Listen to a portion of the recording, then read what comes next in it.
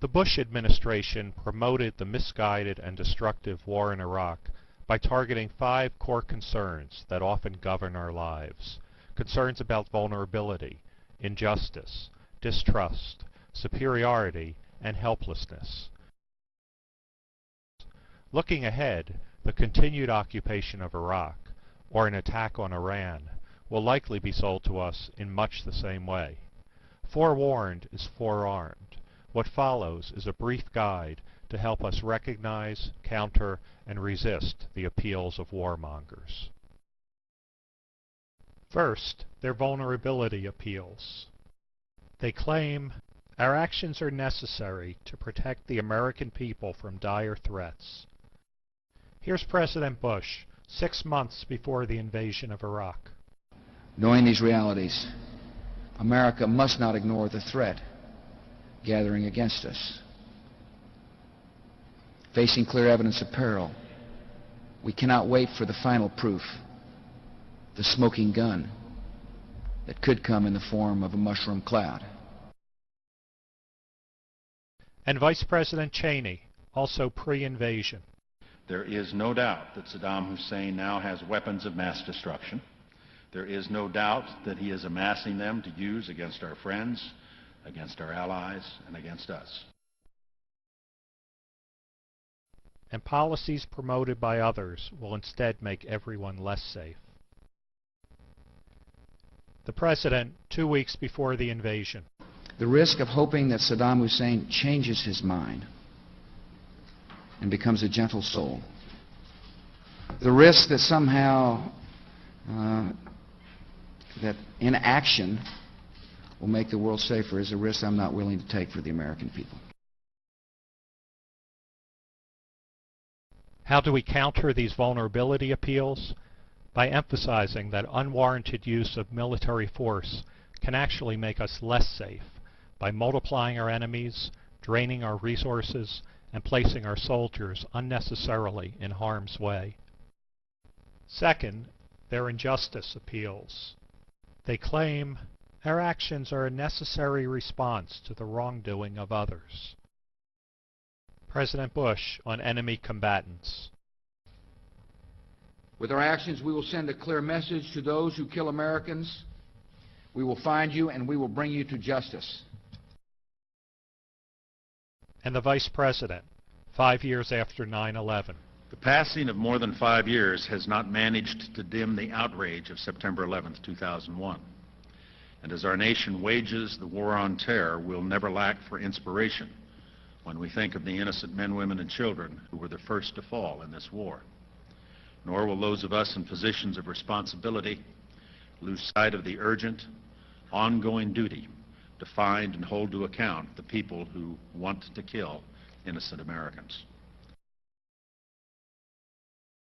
And criticism of our actions is unjust, and our critics are therefore also wrongdoers.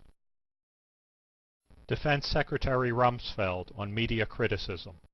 The worst about America and our military seems to so quickly be taken as truth by the press and reported and spread around the world, often with little context and little scrutiny, let alone correction or accountability after the fact. How do we counter these injustice appeals?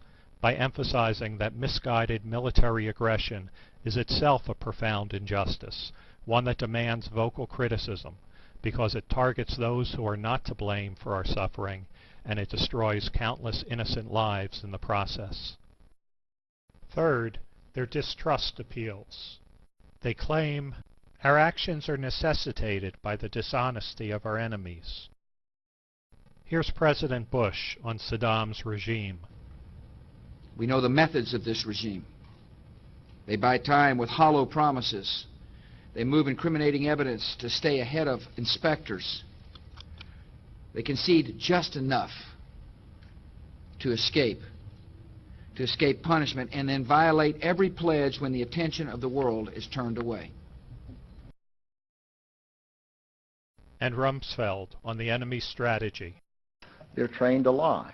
They're trained to allege that they've been tortured. They're trained to put out misinformation, and they're very good at it. And those opposed to our actions cannot be trusted. They are disloyal or misguided. Vice President Cheney on critics of the administration. What I will again say is dishonest and reprehensible is the suggestion by some U.S. senators that the President of the United States or any member of his administration purposely misled the American people on pre-war intelligence.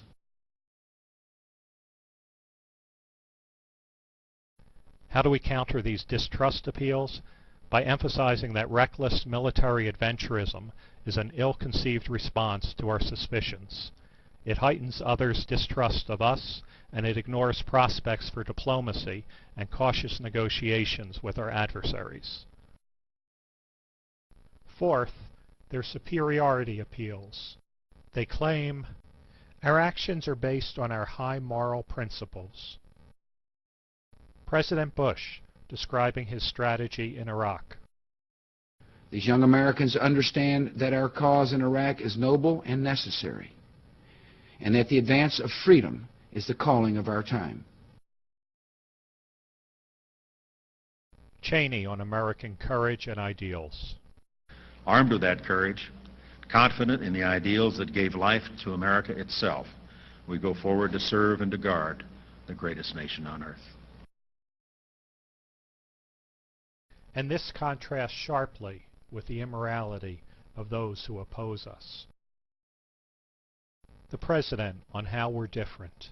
It's unacceptable to think that there's any kind of comparison between the behavior of the United States of America and the action of Islamic extremists who kill innocent women and children to achieve an objective.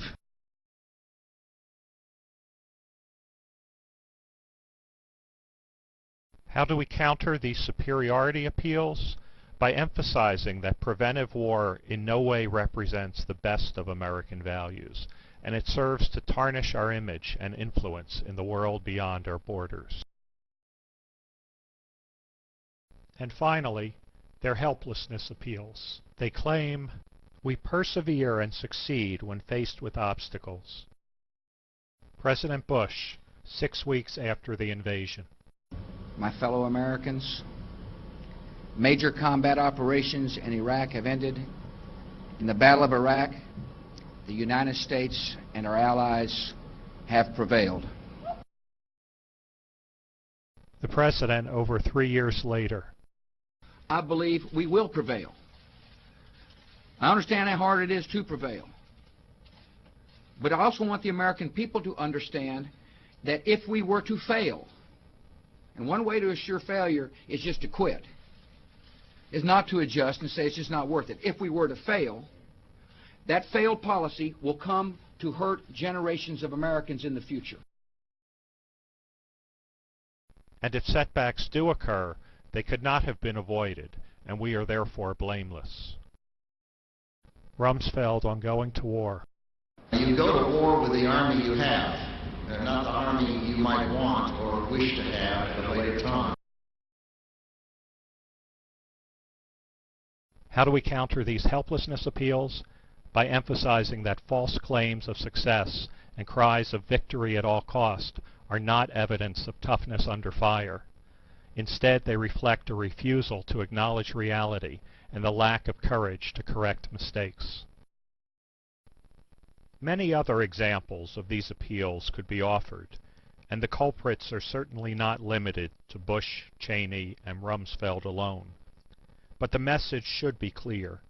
Our core concerns are easy, soft targets for warmongers. Knowing this, the rest is up to us.